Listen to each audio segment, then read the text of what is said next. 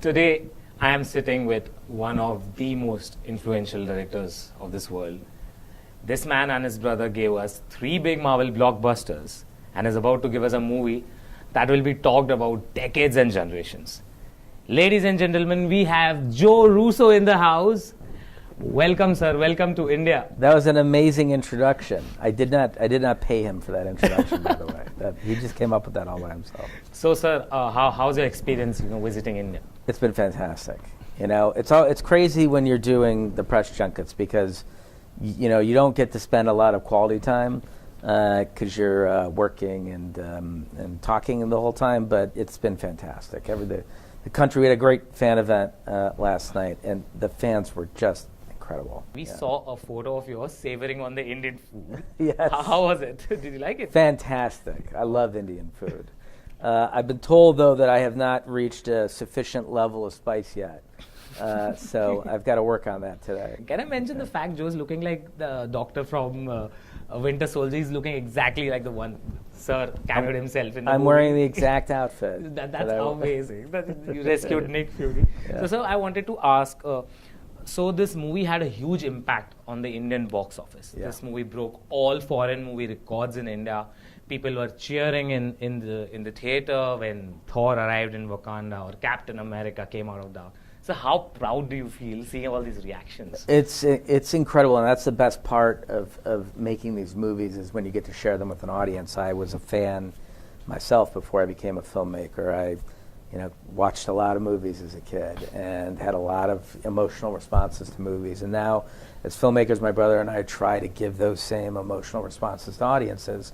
And when audiences respond the way that they did in India during Infinity War, I mean, it changes everything about the movies and why you make them. And so it was a mandate of ours to come here first on the tour. This is the beginning of the press tour, and we haven't even finished the movie yet. And I jumped on a plane to come over here because of the way that the audiences here responded to Infinity War. That is amazing. So Joe sir has seen all your reactions in theaters, guys. You know it. So, sir, I wanted to ask that last year I met Joe sir at the Singapore junket, and he promised me that he'll be coming to India, and here he is. So I thank you for that, first of all. And thank you for asking me to come here. Yeah. I'm so glad. And last year, in an interview, I jokingly asked him, like a fun question, who dies in Infinity War? And he answered me, everyone. And I'm tired. I'm not going to make. So, sir, I want to ask you how difficult it is as a filmmaker. So we have been seeing this Infinity Saga for 10 years. How difficult is it to protect the spoilers? What measures and what extent have you went through? I mean, I think that we've learned a few key lessons about how to protect spoilers. One, obviously, is that you don't give anyone the script. And so if they don't have the script, they don't know what happens in the movie. And with the actors, we write fake scenes or they get very limited amounts of material. When you're working on a movie like Infinity War, Star-Lord doesn't need to know what's going on with Captain America. They're in very different sections of the film. And so they just each get the lines from that section of the film that they're in. They can understand their motivation because they're following their storyline. So they ultimately don't know what happens.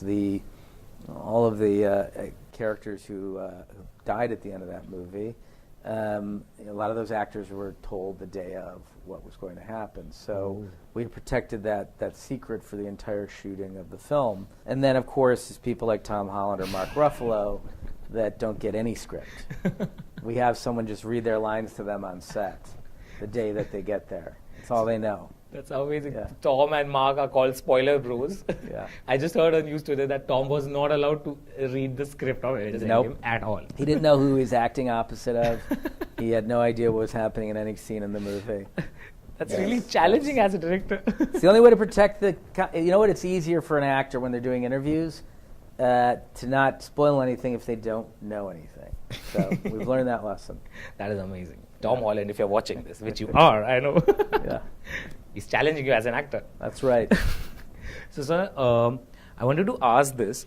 So, things are going around. A lot of talk is between Ant-Man and Thanos. Can we get an Ant-Man versus Thanos spin-off? Yes, we can get an Ant-Man and Thanos spin-off. Have we traced the original source of the theory? I want to know who is responsible for it. Can we do that, guys? So Joe wants to ask who started off this theory. This Ant-Man versus Thanos theory. I'm sure it's someone on Reddit. But it was a pretty ingenious theory. Too bad we didn't think of it before we made the movie. Okay, so I wanted to ask this question. Who is the most notorious on the set of, all the movies? Like the one who keeps pranking on from the cast members? Downey certainly has the biggest personality. And, he has an area that, we call Downey Land, where it's sort of, he's got several trailers that are encircled. And, he's got a couple of picnic tables in the middle of it where he hosts lunch every day for the actors. And, on Halloween, he'll have a band come and play Halloween songs, or, or he'll have a jazz trio come, and he'll do things that are really fun and interesting for the cast, and so everyone can stay close and, really build their sense of camaraderie. So I think for certain he is the biggest personality on set. There was probably the coolest thing I saw the entire time we were working on the movies that we saw Robert do was, as a thank you for working with Chris Evans, he gave Chris Evans a car. And it was a refurbished Mustang that was painted blue in Captain America colors, and it was pretty incredible. Hearing that, sir, can I get to cameo in a Marvel movie, please? I'm ready to play a CGI alien, fat alien. You get a car if you cameo in a Marvel movie. That is amazing. Yeah, just tell Robert what your favorite